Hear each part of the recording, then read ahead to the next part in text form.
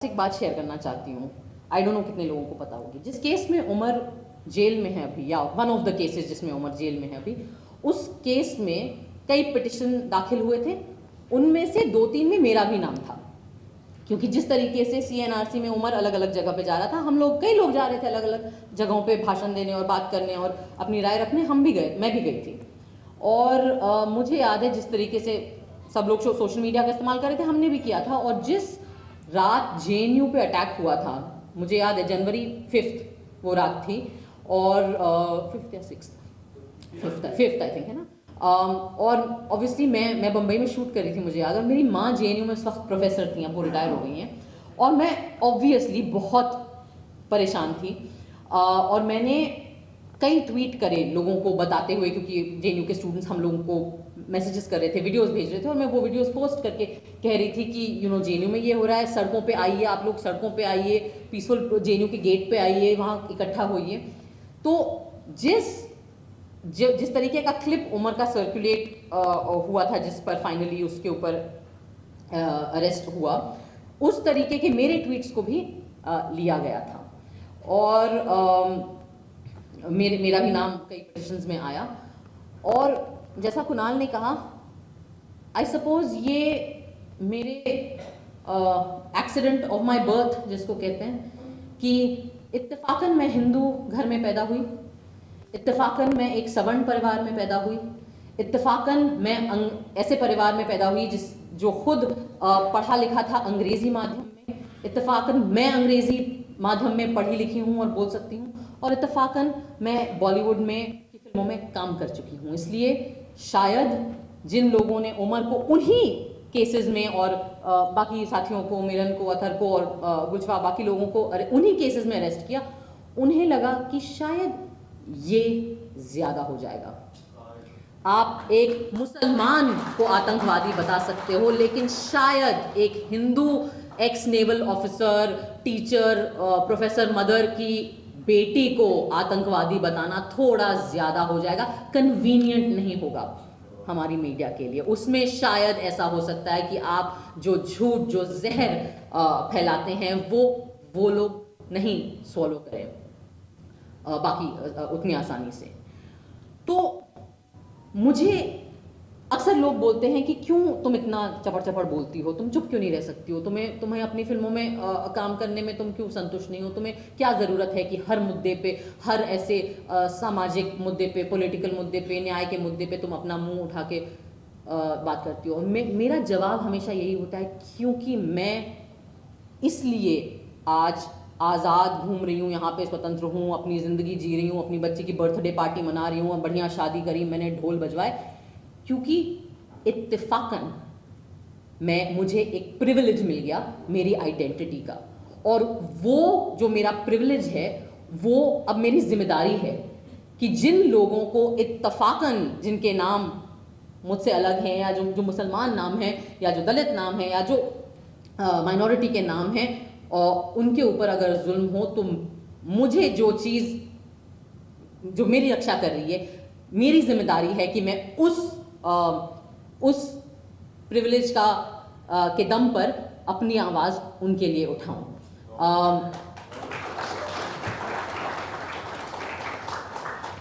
मैं एक और सवाल पूछना चाहती हूँ, और हो सकता है अब तो खैर IPC बदल गया है, पता नहीं कौन सी एक नई भारत कुछ क्या BNS कुछ न्याय, क्या भारतीय न्याय संहिता आ गई है। मैंने उसके पढ़े नहीं है क्या क्या उसमें रूल हैं, तो अब मुझे पता नहीं कि अगर अगली चीज़ जो मैं बोलूँगी उसमें कोई ऐसे कुछ केस बन जाएगा, बन भी सकता है। हमारे देश में आजकल कमाल तो ये है कि किसी भी बात पे केस बन सकता है और हो सकता है आपके ऊपर।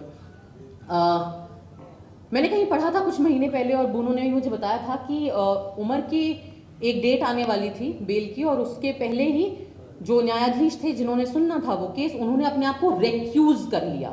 तो पहले तो मुझे समझ नहीं आया कि रेक्यूज क्या होता है। मैंने ये वर्ड पहले सुना नहीं था, तो मैंने उसको गूगल किया, और तो उन्होंने ऐसे अपने आप को निकाल लिया उसमें से कि नहीं, मैं नहीं समझता कि मैं काबिल हूँ कि मैं ये केस सुन सकूँ। क्यों काबिल नहीं हुआ?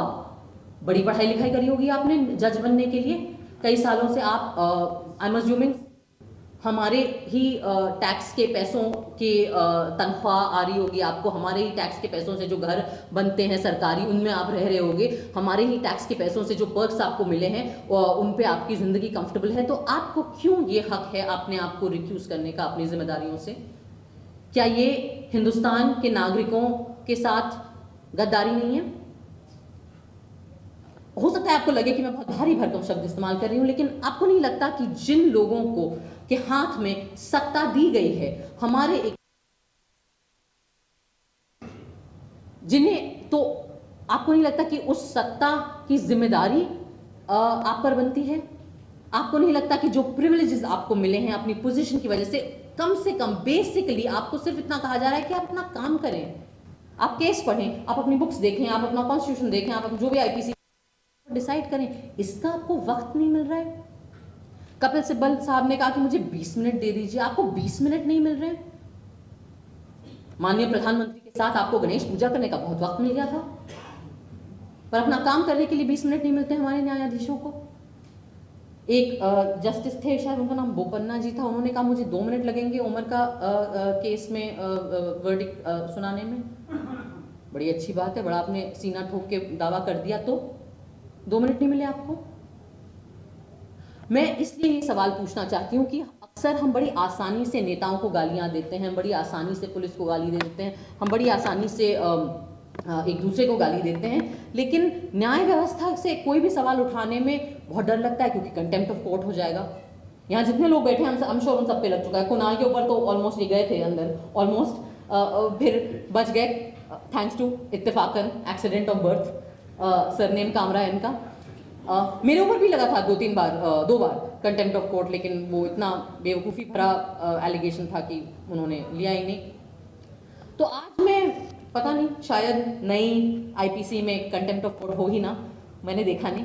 अपने इग्नोरेंस का मैं फ़ायदा उठा के आज ये सवाल पूछना चाहती हूँ अपने न्याय व्यवस्था से कि क्यों, क्या डर है आपको?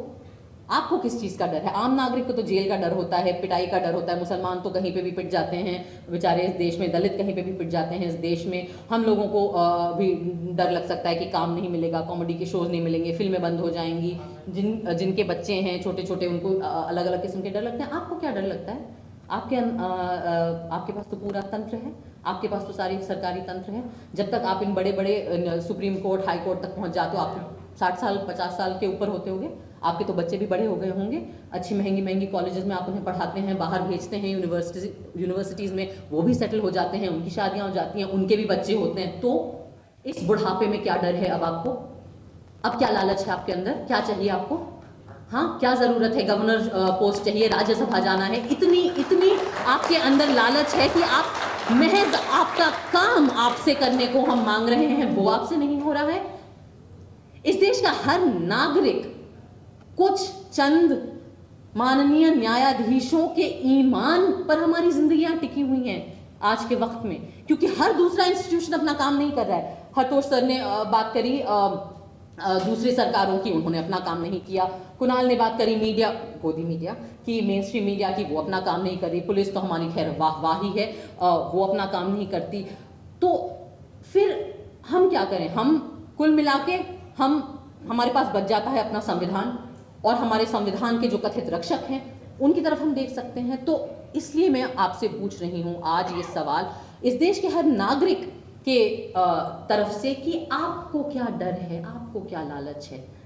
आप, ऐसा कैसे होता है कि आप लोग अपना बेसिक काम नहीं कर पाते हैं? इतना वक्त आपको लग जाता है, और वो भी जब हर अति पार हो जाती है, तब आपके अंदर जब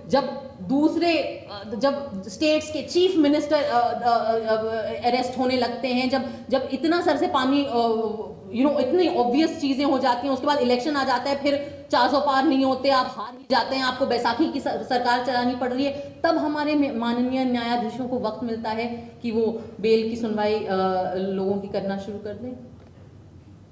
मैं नहीं मानती कि ये किसी भी प्रकार का न्याय है। न्याय करने में होता है, न्याय बोलने में नहीं होता, न्याय भाषणबाजी नहीं होती, न्याय एक्शन होता है। और आज मैं ये बोलना चाहूँगी कि मुझे इस देश के नागरिकों के साथ कई लोगों ने गलत किया, अगर मैं अंग्रेजी में बोलूं, then the citizens of our country have been let down by almost every institution that has been given power by the democratic setup of our country. But I don't believe that any institution has let down the citizens of our country like the judiciary of this country. And I think that's a crying shame. शर्मनाक है ये बात. और मुझसे पूछा जा सकता है कि क्यों तुम्हें क्यों इतनी इमोशनल होने की बात नहीं है. नहीं है क्योंकि जब बेल नहीं मिलता है ना, तो ऑफ कोर्स परिवार परेशान होते हैं, माएँ बेबस होती हैं, बहनों का दिल दुखता है, बच्चे बड़े हो जाते हैं. आपको देखने को नहीं मिलता. Sorry, I am little hormonal and emotional. मेरी बच्ची बहुत छोटी है अभी. I am a nursing mother. So अगर मैं इमोशनल हूँ तो मैं माफ़ी चाहती हूँ. लेकिन मैं आपका ध्यान, या मैं आपको रिमाइंड करना चाहूँगी, मैं हमारे न्याय व्यवस्था को रिमाइंड करना चाहूँगी कि बेल की सुनवाई टाइम से नहीं करना सिर्फ एक नहीं हुआ, हो गया, ये नहीं होता है. क्योंकि जब आप टाइम से बेल ग्रांट नहीं करते ना, तो 84 वर्ष के एक्टिविस्ट जैसे स्टैन स्वामी थे, उनकी जेल में मौत भी हो सकती है.